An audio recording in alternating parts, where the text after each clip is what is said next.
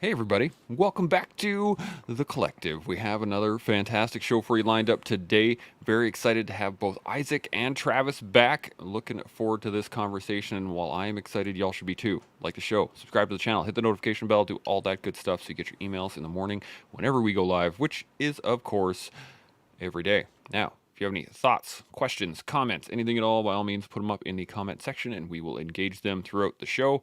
I am looking forward to this conversation. We are going to be talking about rites of passage. And the reason we're getting into this, of course, is on the 19th of November.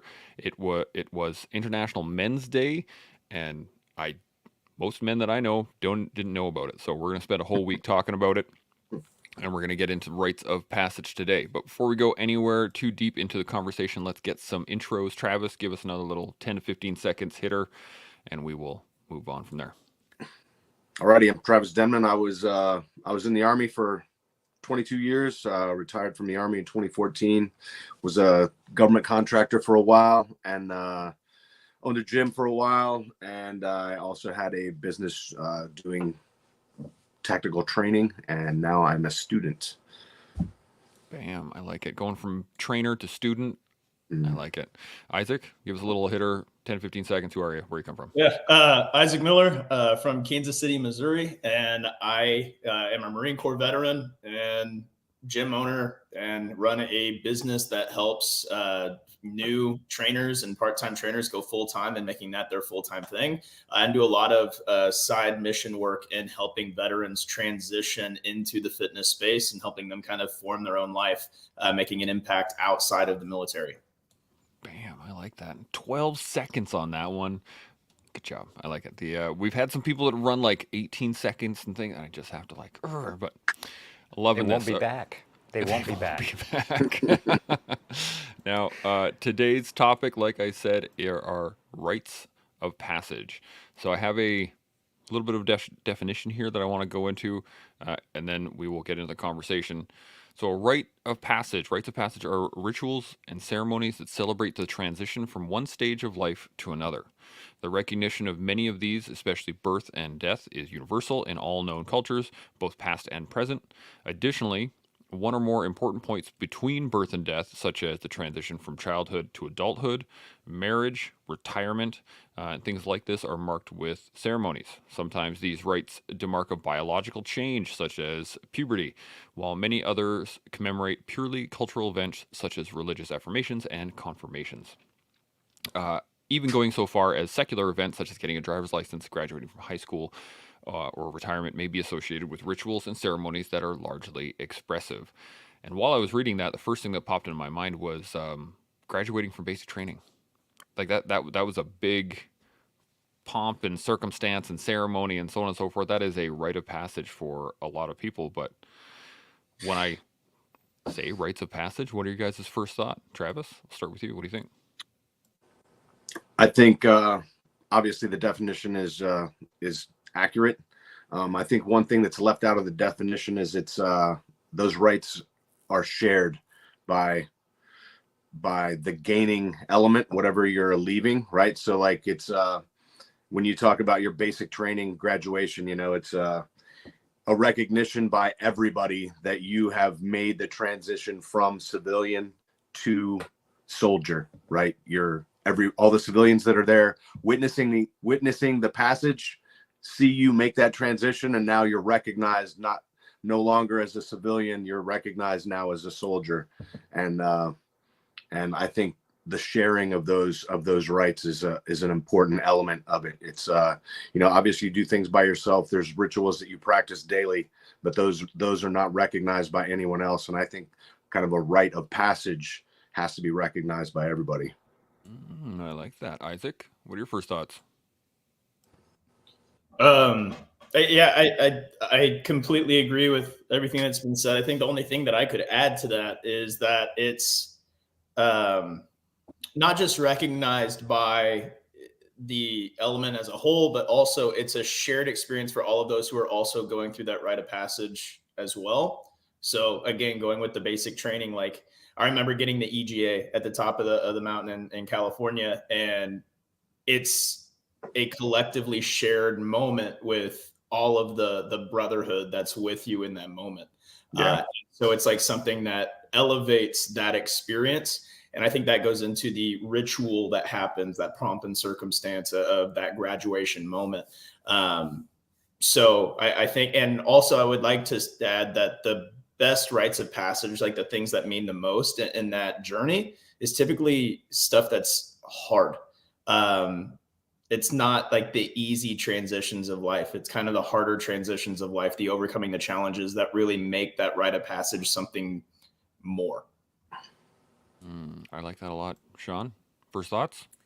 Well, it sounds like the kind of spotlight is being shed on just a couple of different things. So we've got the military rite of passage, and then you said the driving rite of passage. And so my understanding is there's 3 phases. You kind of were it, a civilian. Then you go through a middle process of you're kind of becoming it. And then the last phase is you're accepted into the new it and you start doing it. And so same with driving, you can't drive.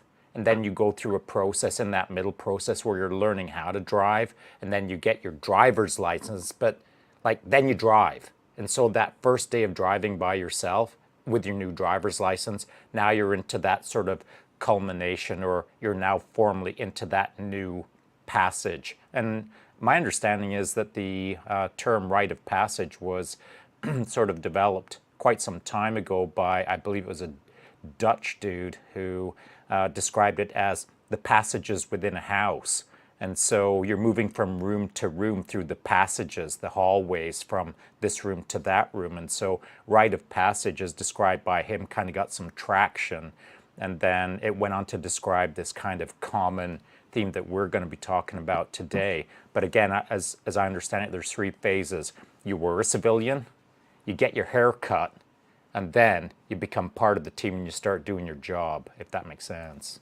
Yeah, absolutely. We have, you're right. The concept of rites of passage was first explicated in 1909 by Arnold van Gennep in the book Le Rite du Passage, which actually properly translated is the rites of transition, which is, I think, really what we need, what the whole concept of a rite of passage is, at least in my mind, is that it is a transition from A to B.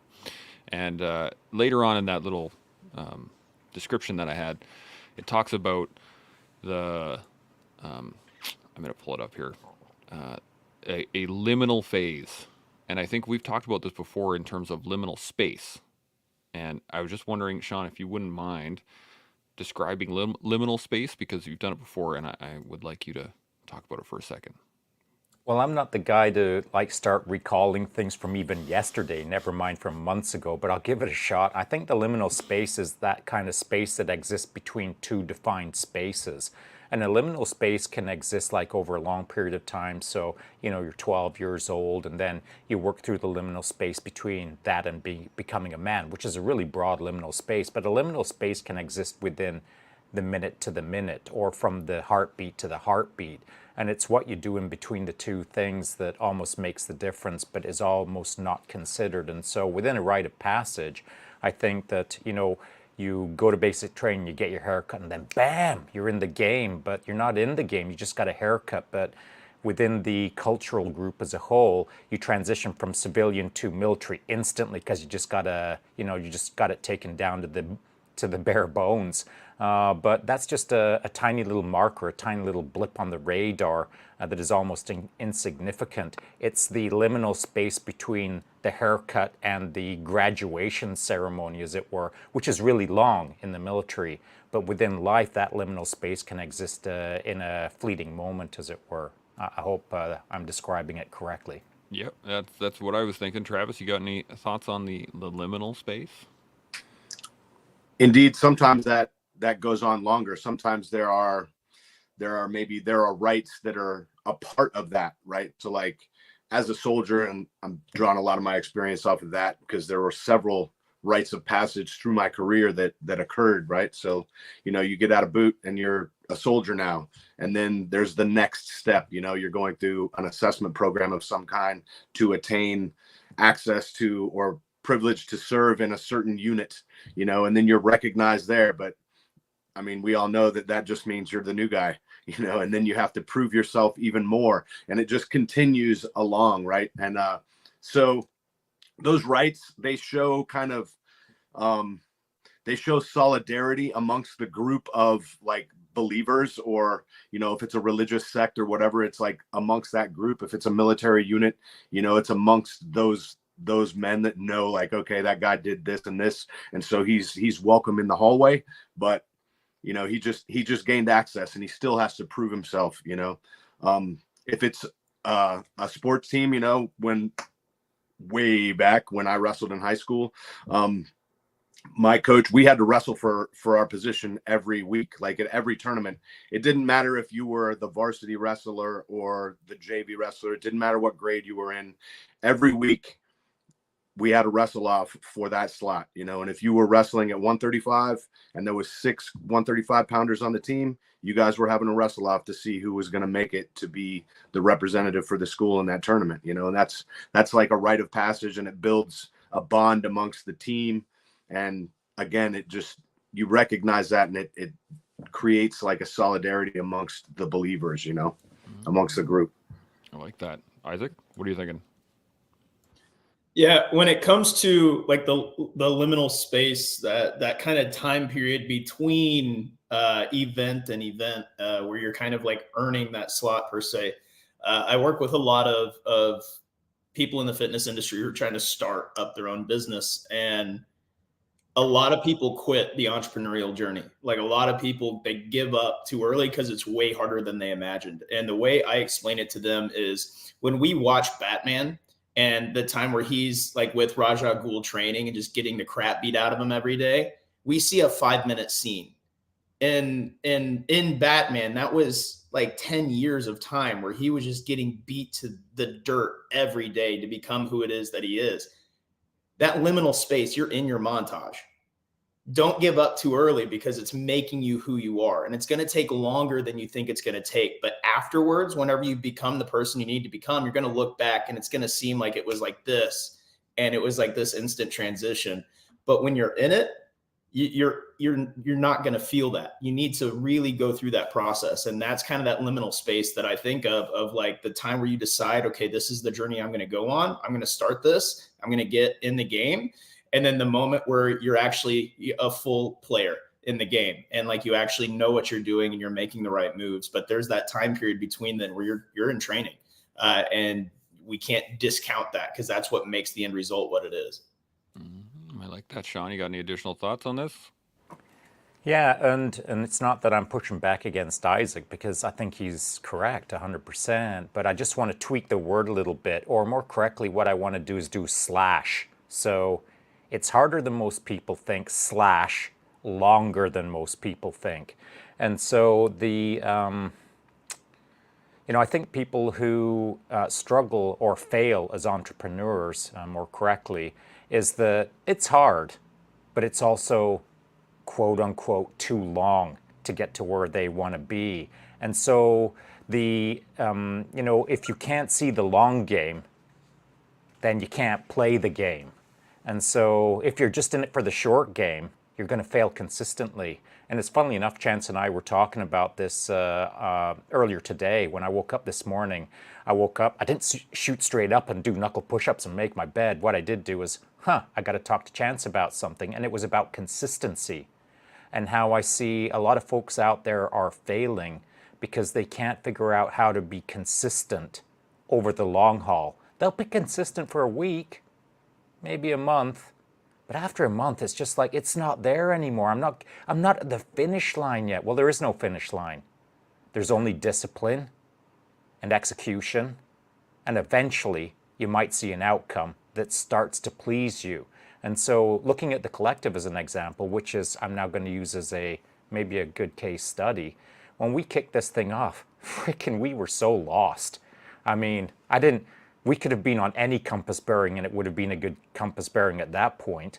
But we bumbled our way forward and here we are. And I'm generally pleased with how things are. I mean, we've leveled up enough that I feel reasonably professional in these things. I mean, not just personally, but as a group. Like, we've got great guests, we're bringing the heat, it's freaking awesome. It can always be better, but at January 1st, we sucked. And so if I couldn't have like had the discipline and focus and commitment of the consistency of effort every single day to hit it every single day, we wouldn't be where we are right now. I mean, when I say me, I say Chance, I say both of us, I say the guests, I say the show.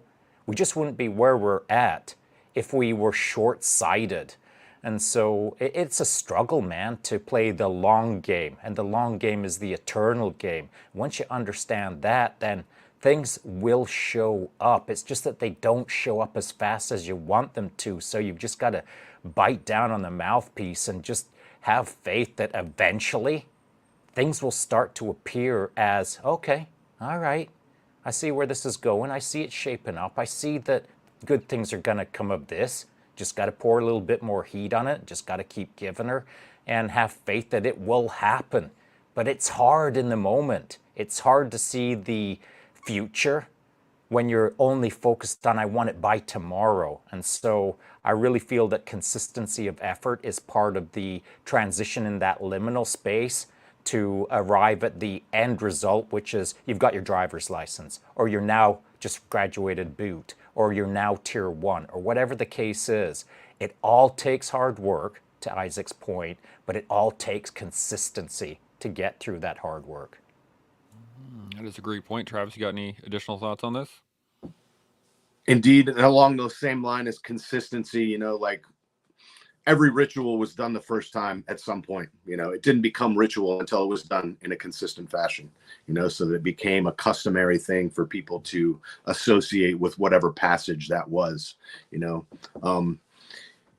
In that consistency, I think also you kind of strengthen the bonds, especially amongst the participants of whatever organization you're talking about. Like, again, back on the military thing, but like every morning when you do squad PT, that solidifies that bond of that squad together. We don't do individual PT because we're a squad. We do it together and we suffer through it together, and that builds a bond. You do everything as a team, team sports, like things, these rites and rituals and passages, I think, are for both recognition and to build the strength of a team or organization or unit or whatever it may be. And I think those things are important to participate in together, and for other people who are outside to see that participation and see the strength that ritual behavior like builds, to recognize that. And then a lot of times it creates a desire in those outsiders to be a part of that thing. When you recognize excellence per se, you can see it, like, obviously, like, hey, what's the deal with that crew over there? Like, why are they so like squared away? Like, what's going on? What is it about them that makes them stand out? Like, I think it would be cool to be a part of that. And then you become interested, you inquire about it, and then the snowball starts rolling down the hill, and then it just builds up, and the next thing you know, you're explaining that ritual to someone who's new, and it just grows. And it's kind of like along the same lines of we talk about very often is, do one good deed every day, do one good deed every day. And after, a year, you've done a lot. That one good deed builds on itself, and it requires that consistency that Shaun was talking about. Yeah, absolutely. Isaac, you got anything to add on this? For some reason, I think of like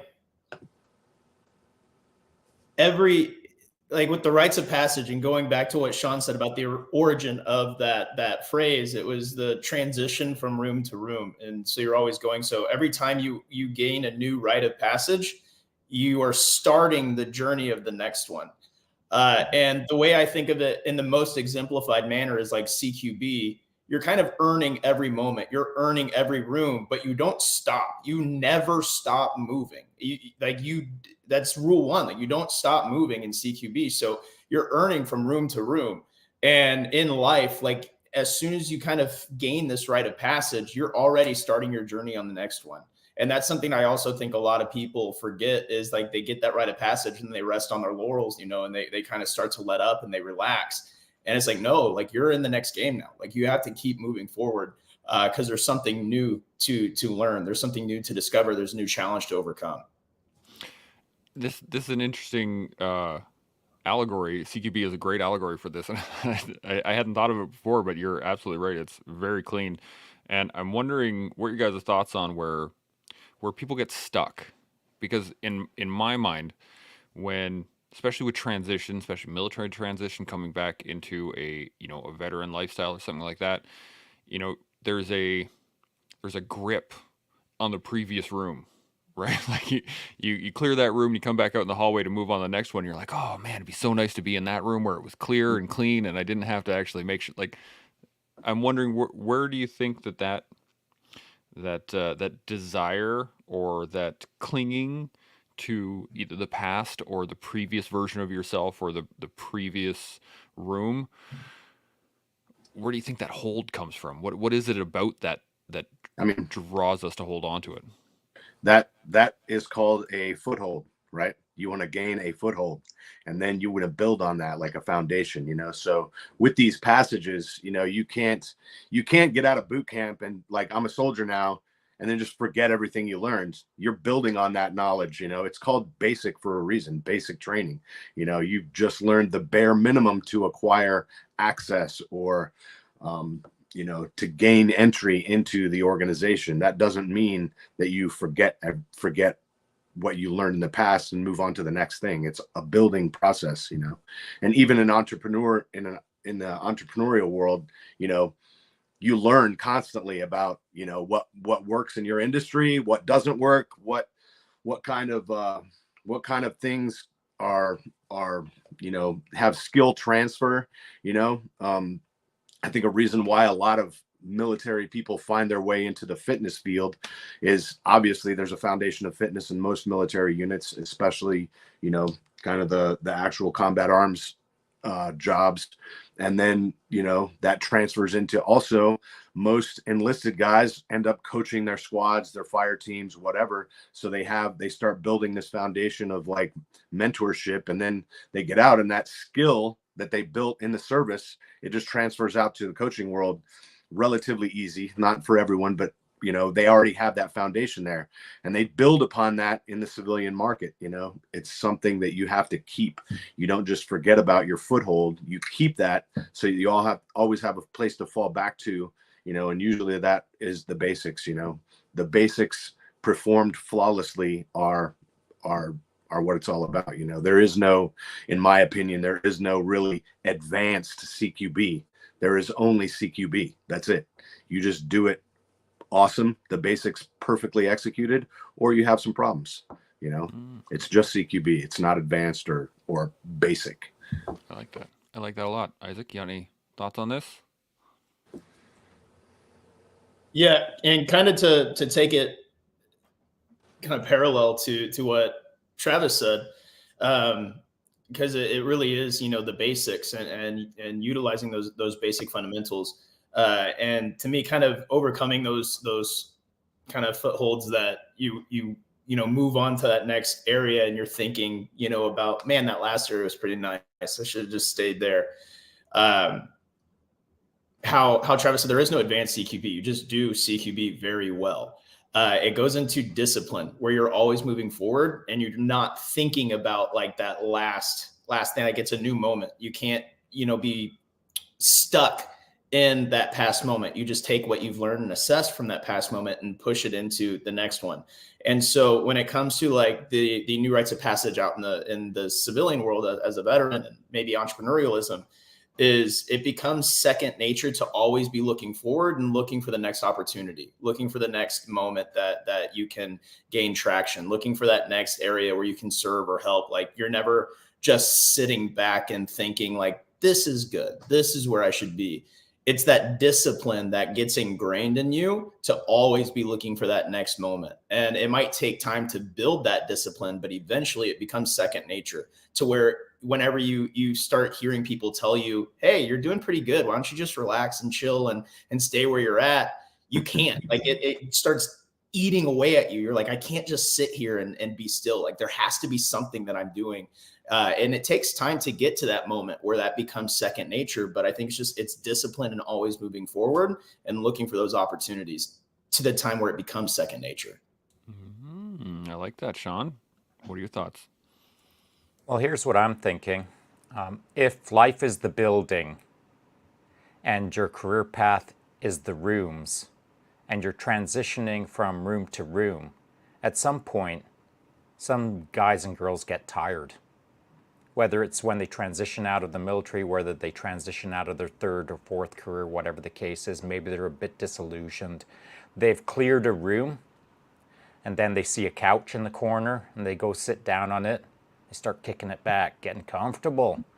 And so that comfort piece is what kind of messes things up a little bit for some guys and girls. And man, then all of a sudden you're on the remote control and you got your hand in the Doritos bag. It happens. People get not complacent, they just get comfortable. But then that comfort starts seeking until it's your new norm. And you've kind of forgotten a little bit of who you were or what you were capable of. And now you're just like super chillaxed and not stepping out of that room. It happens a lot, maybe a lot more than most people realize, at least based on conversations that I've had and the observations that I've made over the years. And so how to break out of that comfort room. We'll call the foothold room now the comfort room. So how to break out of that? Well, whether you're in the military, which is rare that this occurs, but more correctly when you're out as a veteran now, where you've transitioned out of one corporate job, perhaps you're thinking about moving into another, it typically takes curiosity to break out of the comfort room. Because if you don't want to know what's down the hallway, just keep on changing channels. And you're never going to look down that hallway. Because who cares, man? I'm pretty comfortable in my comfort stronghold. And so you've kind of got to like step up, poke your head down the door. Maybe it's a dark hallway, by the way. And you've got to step out into it and take a couple of steps forward to see what that next door is. And here's the interesting part. You don't have to get all large and in charge and head down warp factor 3 to like go kick in the next door. You can creep your way down that thing. Hang out by the wall, just kind of stealth down, take your time, listen. Put your eyes and ears up, full radar, and just kind of get a sense of what's going on down the hallway. Maybe you can get up to the door and put your ear up against it a little bit and see what's going on. Take your time moving into that next room. It takes curiosity though. Or, alternatively, it takes a purpose. It takes a mission profile where someone says to you, hey bro, get your hand out of the Doritos. We got things to do. And the thing to do is we're going down that hallway and we're going to go see what's in that next door for you. And you're going to kick that door in, and then you're going to tell me what you think is in that room. See you in a few days. See you in a few decades. And if things are done well by that individual, and if things are done well by the leader who's encouraging them to go down that dark hallway, now they're clearing their own building of life. But it will never happen. You will never get off that couch. You will never move out of your stronghold until you either have curiosity or you have a sense of purpose that is higher than just your level of comfort. I think there's one other point to that is pain. Because this is where I've seen people make that transition before, is when there's enough pain for them to get moving. Which, I mean, you could apply to purpose for sure. But, when someone is extremely overweight and they are challenged every day and everything hurts and they get all of a sudden have a massive heart attack and they're like, docs are like, hey man, like that could have been the end of you. And people go, oh. And then they start walking down that hallway. So I think there's that additional point of that where there's a level of pain that'll get people to move, as well as a purpose, as well as some sort of structure of somebody else telling you, hey man, like a mission profile. And I wanted to get your guys' thoughts on the difference between resting versus the relaxation point. And I really like the idea of charging into a room. I've had this picture in my mind of a bunch of dudes smashing into a room, and one of them going, hey man, that's a nice couch. The guy's just like wandered over, sit down in all his gear. And to your point, though, there's a point in time where rest is required, right? You can't go all out all day long, all the time, or your body will shut down. So I'm wondering what your guys' thoughts, where the separation is between resting, like required resting of like, okay, we've smashed through 3 floors, a dozen rooms. Okay, team one's gonna take you're gonna take a second, drop to a knee. Team two's gonna start moving forward, that kind of thing. Versus actually relaxing, which is a whole nother realm. So Isaac, I'm gonna come to you first on this one. What do you think that where the line is between the rest versus relaxation? I think actually both are important. And because rest is important for recovery, while relaxation is important for innovation. It's hard to innovate, at least in my experience on the entrepreneurial side of things. It's hard to innovate whenever you're always in a heightened state of stress and like trying to get the work done. So you have to find a state of relaxation for your brain to kind of unlock itself and be like, hey, there's all these opportunities everywhere else.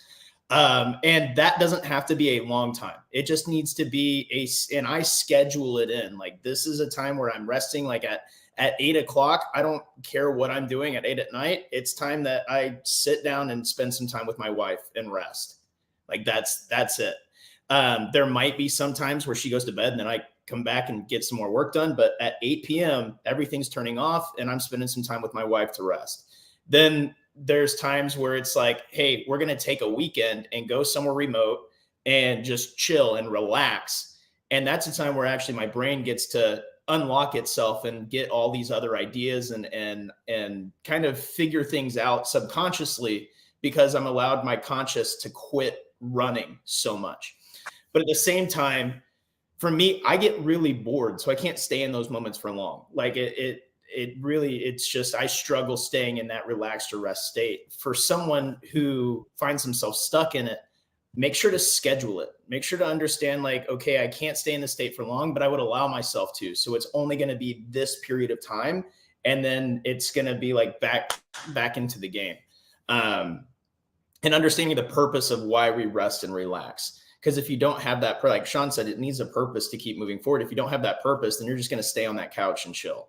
If you feel like there's no other room to clear, I'm good right here. But if you realize, no, there's still another room to clear, I'm just here to rest so I don't hurt myself or my guys when we go into that other room, then there's going to be that moment where you're like, all right, time to get up and go. So yeah, that is kind of my take on rest and relaxation. Both are necessary, but you have to schedule them and you have to understand that there's a purpose of why you're doing it, and you have to keep moving forward.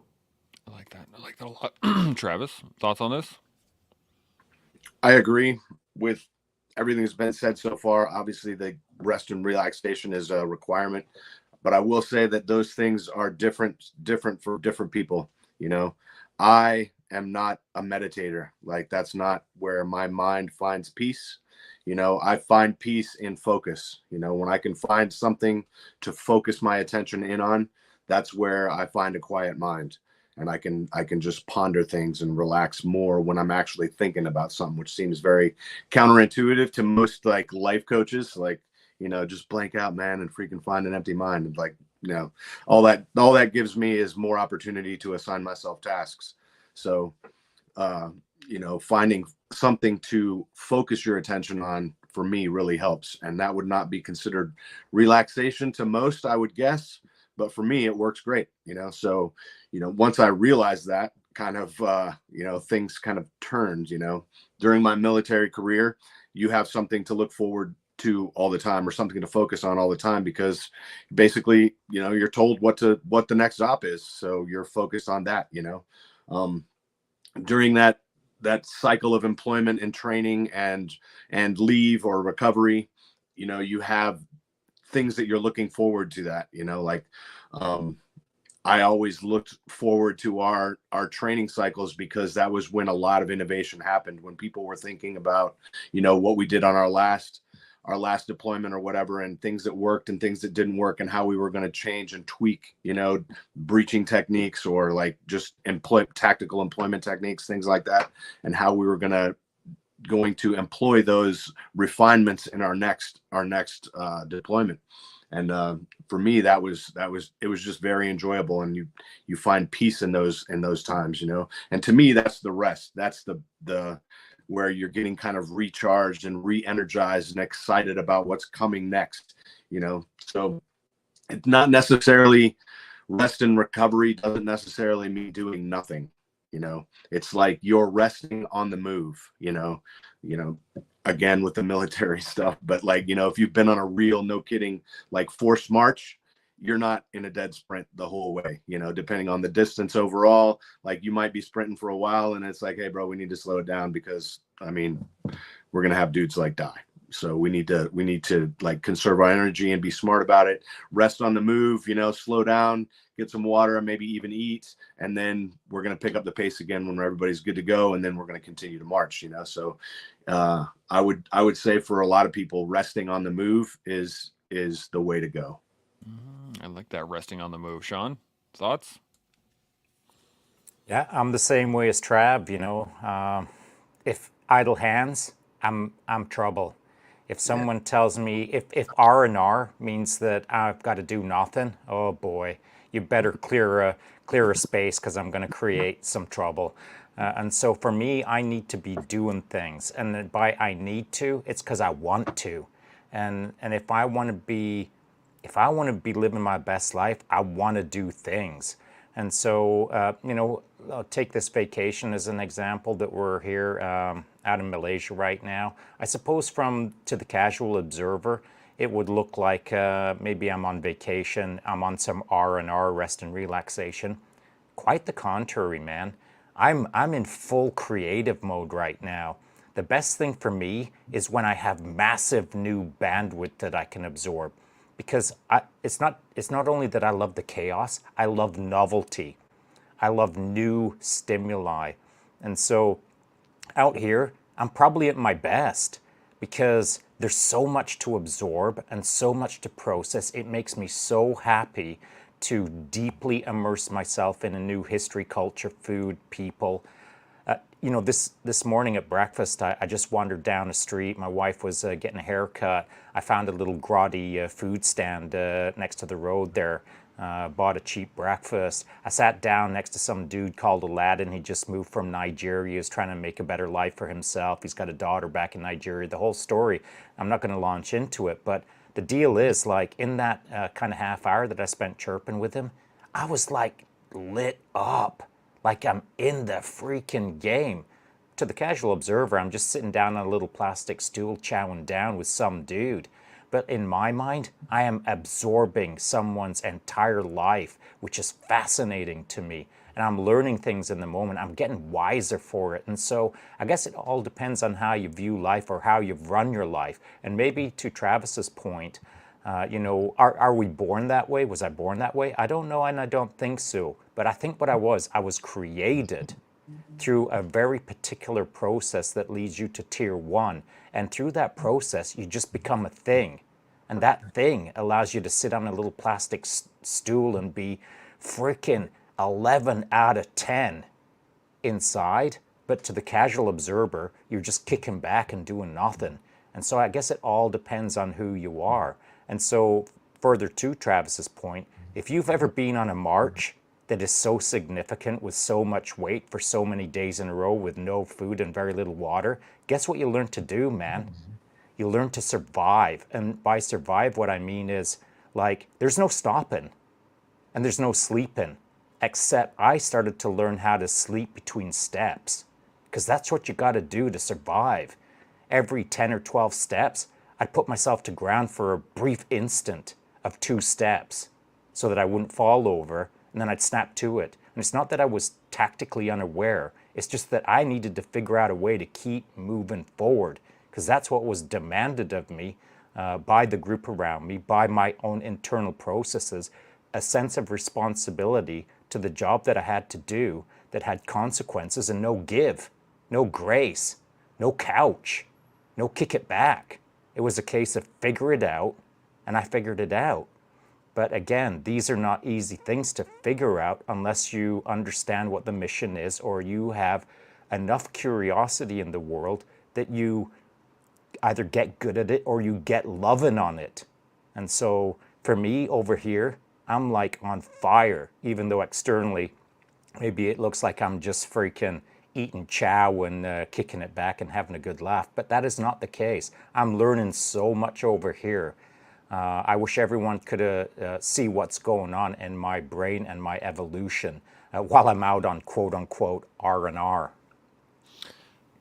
You raise an interesting point here in the fact that you are doing all those things and you are lit up and you are doing these this awesome stuff within your head, and it may look like you are just kind of hanging out and chatting and eating, but you are hanging out and chatting and eating, and within that movement or within that that basic outward perception, or you have the internal movement, the internal freedom to like really be curious and engage people and start drawing in all that for information. Whereas I think a lot of times where the average person fails, and I know this especially for me, is that I don't have the depth of experience to see the third, fourth, fifth levels of depth in those activities. Right? Like, so I could go and eat a meal and I'd be like, wow, that's a really good meal. Awesome. And like, check, done. Whereas somebody with the depth of experience, somebody who is a connoisseur or a foodie or something like that, can really dive into the small notes, the depth of the meal in and of itself, or the depth of the conversation, or et cetera, et cetera, et cetera. So I think that you're doing both. It's not just that you're doing one or the other. I think it's that you're doing both. Travis, you had a thought? Yeah, man. Just to kind of bring it back to the rights, right, and tying together some things that Shaun said and you said also, is you don't have the depth of knowledge. Well, that's gained through like tenure, bro. I mean, it's why that cultures around the world look up to their elders, because they've attained wisdom, through tenure, and that happens throughout your life. You undergo several rites of passage that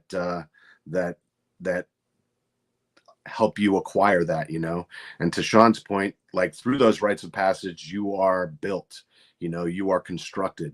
We weren't born this way, we were made this way, and we were made this way through our life experiences and our own personal desires to do different things, and our own personal desire to be successful in a certain area, or a requirement to be successful in certain areas. Sometimes, people are put into a life and death situation and you have to sink or swim.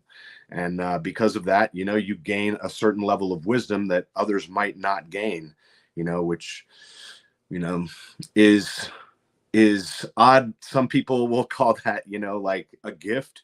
And others probably who have experienced that would say it's a shame that you don't get to live through those kind of experiences, because they change you, and they make you realize what is really important in life. And so look up to your older folks. If somebody's got a gray beard, maybe listen to them a little bit, because they might have done a couple of things, in their past, and they might have some wisdom to share with you, and they might look at you a little bit differently when you seek that knowledge. Yeah. Although I would caution, I had a guy in my troop who was like 25 and he had a full gray beard. So I would say don't just look for the beard. But Isaac, you have any thoughts on this? Bummer. That's a bummer. No, I mean, I think it was nailed on the head. And I would clarify, my last R&R was rucking through Zion National Park and climbing a mountain in Colorado. So I really resonate with rest on the move. But that's where my brain functions best, is doing something that's not business related, but doing something out in nature that I'm engaged, but my brain can actually start to take in the beauty that's around me. and start to work inwards. And it helps me kind of unlock the puzzle that's in my brain of the business stuff that I'm doing, or the problems that I'm trying to solve. So I think the rest on the move is really important. And I've noticed too, at least with the veteran community, I work with a lot of non-veterans, and their R&R looks a lot like traditional R&R, which is great. But I've noticed a lot of the veterans who are very successful outside of the military, they also have this level of rest on the move, and this level of like how Shaun on the surface level might just be eating chow, laughing, and having conversation, but there's so much nuance inside of that he's uncovering and learning and applying and simulating in his mind and applying to different areas. And a lot of the veterans that I know who have gone out and been successful in the civilian world, it's the same way. They are able to engage in what seems like everyday kind of interactions, but then there's so much nuance that they are able to take away from those normal interactions. And so that's something that I think is really important. That's found in those times of R&R, where you can disengage from the direct kind of conflict that you're working on, and being able to actually go into the nuance of what it is that will make you better. If that makes sense. Yeah, absolutely. Shaun, you got any additional thoughts on this? Yeah, and it's a learned thing, and it's a practice thing. It's almost like homework. Chance and I were talking about homework earlier this morning, and we've got to do our homework in order to get better at these things. And you can either make it like, you can assign it in your head as, oh no, drudgery, or you can be like kind of stoked about it. Like, if you've got the right level of curiosity, it's a game, and it's a fun game. But you've got to figure it out for yourself. You've got to figure out your fun way to play your game, so that you can start creating that level of depth that all of a sudden just makes you a richer person. And by the way, the more you do it, the easier it gets.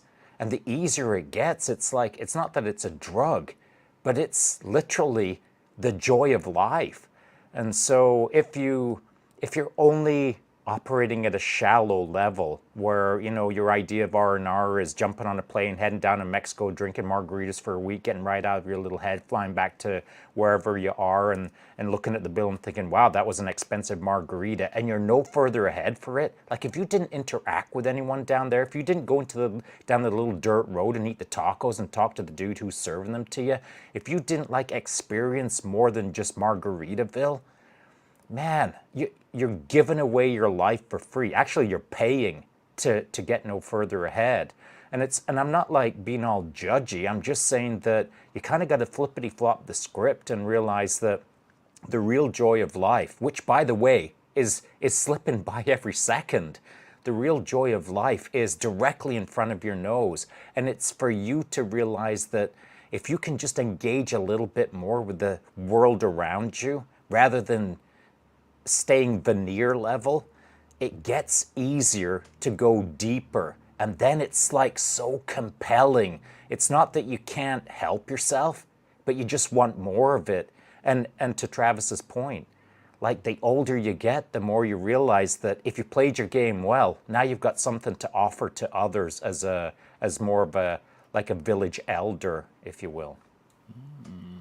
Absolutely. Now, I'm going to bring us back to the this concept of rites of passage in a second here. You guys got any other thoughts on what we've been talking about? If you guys are good. Okay, so what I'm picking up here is that, and tell me if I'm wrong in this, is that it's the continual seeking of the next rite of passage is the thing that's going to keep us moving forward. But I wanted to talk a little bit about the adversity that those things require, because a lot of rites of passage require a certain amount of adversity, right? Basic training is not, I mean, when you look back on it years later, it's pretty easy compared to some of the other stuff we've done. But when you're going from a standard issue civilian and you enter into basic training, that is a challenging transition to get in. And then you have to deal with all the adversity in that. I'm remembering a tribe down in the Amazon that in order to become a man, you have to put on mitts full of bullet ants and just and then stand there for like 10 minutes and not make a sound. That's an adverse situation. So the question I have for you is, how much is that adversity required? And at what point does that adversity become hazing? If you get my question here, because I've seen it go too far where it becomes actively aggressive or dangerous and not helpful. So Travis, what do you think? That's a tough one. But I believe that there is a certain level of pain that is kind of required to build that solidarity amongst the group. Hazing is a rite of passage. Enduring the haze is a rite of passage. As in my first unit, when you made it to the unit and you were a new guy, there was a significant level of hazing that occurred by the tenured personnel that were there. And that's part of it. If you want to be there, everybody knows it's BS. They know, and they're just testing your mental, your intestinal fortitude. They're testing you to see if you belong, because whoever gave you the entry exam was not in my unit. I was in my unit. I was doing the work here day to day, and that guy is on his relaxation tour. I'm not sure if he really gave a dang whether you had cut the mustard or not. So I'm going to check and make sure that you cut the mustard. And that's part of it. Now, that does go too far, and I have seen that go too far, and it is the responsibility of the other tenured members of that organization to step in at that point. And if you don't step in and interrupt legitimate hazing, then you're a coward, and you don't belong in that unit, or that organization. If you look the other way and do not stop a something happening that should not happen, because it's immoral, it's unethical, or whatever, then you don't belong either. So it is the responsibility of everyone in the organization to police themselves, but there is a level of pain that is required to build solidarity amongst a group, whether it's a military organization, a sports team, a company, or whatever. There is a little bit of pain that I believe is required.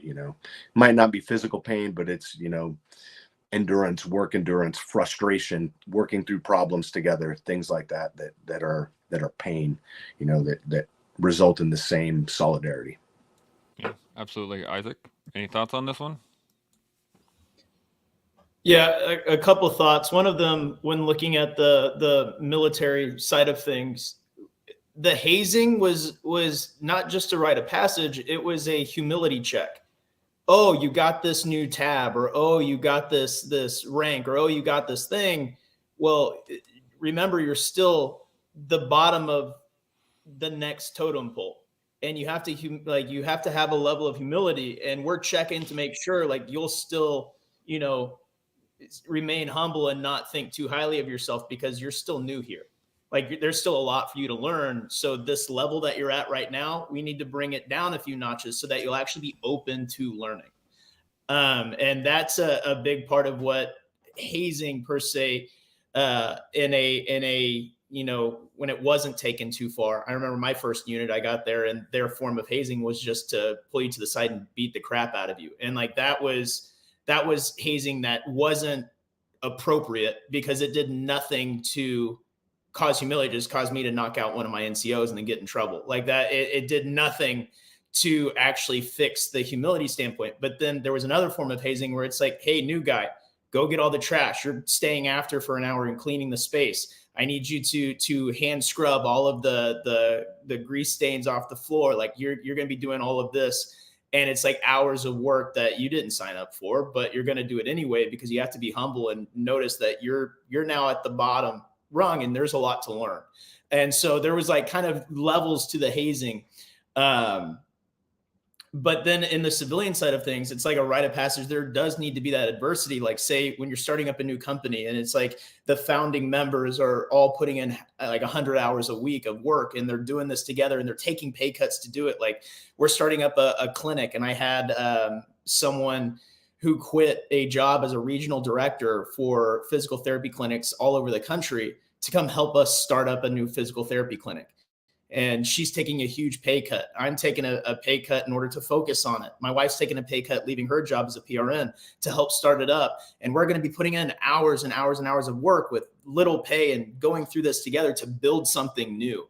And that's going to be a shared adversity that whenever we're, 10 years from now, looking back at a bunch of clinics that we've built, we're going to remember fondly these days where we were putting in these hours of work with little pay and like struggling, to just get this up and running. And we're going to have really fond memories of these moments here after we've made it. And we're going to be like, we wouldn't be where we're at without the moments that we're in right now. So I think there is shared adversity that needs to be there in order to make the rite of passage something that is worth it enough for you to start looking at the next rite of passage once you've made it. Absolutely. Shaun, thoughts? Oh, you got something, Travis, before Any- we get Yeah, Shaun? real quick. I'll make it brief, but Okay. I believe also that if there are rites of passage that are, they're more ritualistic and they are prescribed by a senior member, then it is very, very, very important that member has gone through the rites themselves, right? If I have been in organizations where the hazing was very much a part of the organization, but more senior enlisted guys came into the unit who had not gone through that themselves. We called them imports, and they tried to fit in by delivering this hazing or rite of passage to the junior guys, and it never ever went over well, right? You have to have achieved this rite yourself in order to deliver it to the next generation. Absolutely. Shaun? Yeah, I agree with that. That last point by Travis. Posers, it never flies. So I think anything that's given for free has no value. Anything earned without a cost is worthless. Adversity is mandatory, period. Isaac, you're taking a sting on the financial front, and you're perfectly correct. It will double its value, hundredfold its value, simply by making the sacrifice now. To start the collective, I freaking gave away my company to come and do this for free. That's called feeling the sting. And once you feel the sting and you stay in the game, you know that you're in the game for the right reason. Because if you're getting paid $1 bajillion to come on over and not volunteer, well, you've got $1 bajillion. Who cares? But when you're doing it for all the right reasons, there is adversity, and you're feeling the sting on the home front to some degree, well, you best get right with the program and set a velocity that's going to cause change. And so I do feel that adversity is mandatory, and you should seek adversity for your entire life. Otherwise, those other rooms in front of you are never going to get cleared. You're going to be sitting on the couch in comfort zone, kicking it back and not sweating the details because you're comfortable and you're not good with adversity. And you'll never leave that room until you get right with the idea that you've got to suffer a bit. Life has got to have some suffering, man. And I'm not just talking like once every year. I'm talking about on the freaking regular. Where does it change over to hazing? Is when it's damaging. That's how I categorize hazing. Like, hazing's mandatory. It is. It's got to happen in certain units. And if anyone doesn't understand that, chances are you've never been in those certain units. And so it is freaking mandatory that there's some hazing, because that does separate the wheat from the chaff. Where it crosses the line, to Travis's point, and where it should get shut down by good senior members is when it's damaging, really damaging. But there has to be a little bit of damage as well. And so what's that line? Well, it depends on the unit. What's that line? It depends on the individual. What's that line? It depends on your conviction. What's that line? It depends on what your sense of adversity is. If you grew up in the Boy Scouts and never left the Boy Scouts, well, chances are adversity means something to you than it does to me, because you haven't been in units that understand adversity to the levels that I do. And so it's all contextual. But what never changes, irrespective of the context, is just like boot camp, it was adverse. Now we can all look back at it and kind of laugh and slap our knees and think, what, are you kidding me? But then it was hard. Now it isn't. But now we're still supposed to seek boot camp adversity in our future. I hope that makes sense. Yeah, 100%.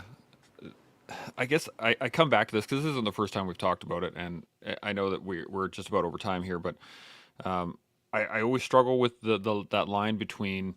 I agree with you. I think hazing is a required thing within units, and I mean, I've told the story before. We do a little thing within the engineers called the Great Escape, but it's not damaging, and it's designed for us to learn about our tools and utilize them in a semi-stressful situation, which makes perfect sense. But when things become difficult or damaging, then it becomes a bit of an issue. Travis, you got something? Yeah, I would say that people might see an attempt by some to kind of nullify or take away the weight of these rites of passage. Generally, those individuals have not gone through them themselves, and they are outsider looking in at what they perceive as, some kind of having a negative impact or doing harm, when in fact those rights are actually building upon the organization, and building cohesion, building a solidarity amongst the members that the outsider doesn't understand. And then they try to take that away through several means. I mean, in the States now, everybody knows, like, everybody gets a trophy, right? That they've removed the people that are pushing that. They have removed the value in success, in achieving victory, because now young people, you get a trophy if you participate. What does victory mean? We get the same prize as the loser, and they've successfully taken away, the value or the weight of that success. And I do see a recognition in that amongst, the populace. Like, they've seen how that attempt has had a negative effect on things. So I think we're kind of at the beginning of a back to what we already knew. And these rites of passage are important. That's why we see them through history. That's why we continue to see them, because they build success and they build people that look to that next obstacle and that next challenge, and they build people who can rest on the move and continue to make things happen. Yeah, absolutely. Well, we are just a little bit over time right now, so I have no doubt that the four of us could sit here and talk about this for the next 3 or 4 or 5 hours without a problem. So I'm going to have to cut it short, but we will engage this again for sure. Let's get some final thoughts on anything we've gone over so far. Isaac, we'll start with you. Anything still burning in the back of that head there? Yeah, I guess the only thing that I would add to this conversation is the kind of, especially because there's a lot of the veteran community that watches this as well and is a part of the collective, is we have a tendency as a human race to compare trauma, compare scars. But in reality, like, even though all of the traumas are unique in their own way, it's a shared trauma, and that's a shared rite of passage. And like, these rites of passage, sometimes they look really painful. Sometimes they make pretty bad scars, externally and internally. Sometimes it's, the experience of losing a close friend at a young age in something that's very kind of in your face experience that other people won't understand. And you personally might think no one understands this, but there's a whole kind of collective group of people who understand exactly what it is that you're going through in their own unique way. And that is a shared rite of passage that all of those people have. So I think in terms of trauma and being able to understand and get through trauma, it's a rite of passage, and you're not the same person now as you were before that trauma happened. But there's also this shared collective that has gone through something similar, and they have gone through that rite of passage as well. And you can at least have some peace knowing that there's other people who understand what it is that you're going through and have gone through that rite of passage as well. I really like that. Travis, any final thoughts? The rights are necessary, man. They are required. Like Shaun said, you know, they are. It's a part of life that I mean, you need to go through them in order to grow and progress forward in a positive way. You know, they predate us. They're going to be here when we're gone, and they're here for a reason. So embrace them, and seek them, and find success. Bam, just like that. Shaun, any final thoughts? Yeah, I'm going to try to end it off with a freaking smasher. So, and it's because of the guests. It's because the word scars were mentioned. And I'm thinking about all the freaking amazing United States guests that we've had on the collective this year. These two guys, fine representatives of that. I wear a couple of scars on my chest. A U.S. Army jump wing scar and U.S. Marine Corps jump wing scar. It's called blood wings. It's a rite of passage. When those things were punched into my chest, I've never forgotten it, man. It's a freaking rite of passage that stings. It's supposed to. And so I have a common brotherhood with the two guests based on the blood that dripped down my chest when it was punched in. And I think those kind of things should never be taken away. So, boys, I appreciate you for what you bring to the table, and I appreciate that rite of passage. Bam, just like that. It's a good. I don't have anything to really add into any of that, but the only point I have on the end of this is I'm going to go back to this CQB concept we were talking about, is that death comes for us all, and so you can either get taken out in the fight along the hallways through all those rooms, or you can get taken out by somebody smashing into your room while your feet are up on the couch. The choice is yours. Which way do you want to go down? And I think that is the key, because we all have to learn at one point in our lives that the life is finite. Once we learn that, we can build upon it. And once we build upon that concept to grow forward, then we can do that every day. So, and you can do that with us here on the collective. We'll see y'all tomorrow. Chimo. Chimo.